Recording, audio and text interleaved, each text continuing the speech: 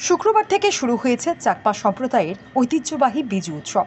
নববর্ষকে বরণ করা পর্যন্ত 3 দিন ব্যাপী চলবে এই উৎসব। সেই সাথে এদিন পালিত হয় ফুল বিজু। ফুল বিজু মানে চাকমা সম্প্রদায়ের মানুষরা সকাল সকাল ফুল কুড়িয়ে গঙ্গা ঘাটে অর্পণ করে। এদিন সকালে রাজধানীর রানীর পুকুরে এই অনুষ্ঠানটি হয়। তারপরে একটি র্যালি করে বুদ্ধ মন্দিরে গিয়ে পূজা অর্পণ করেন। দিনটার তাৎপর্য কি, মানে কিসের জন্য আপনারা পালন করেন?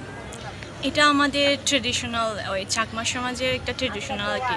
বিজুর প্রথম দিনকে বলা হয় ফুল বিজু। তো ফুল বিজুতে আমরা ওই ফুল তুলে আনি, সকালে ভোরে ঘুম থেকে উঠে ফুল তুলে আনি, ফুল তুলে এনে এখানে ভাসিয়ে দিই, প্রার্থনা করে ভাসিয়ে দিই। গঙ্গা মাকে অর্পণ করেন। হ্যাঁ হ্যাঁ।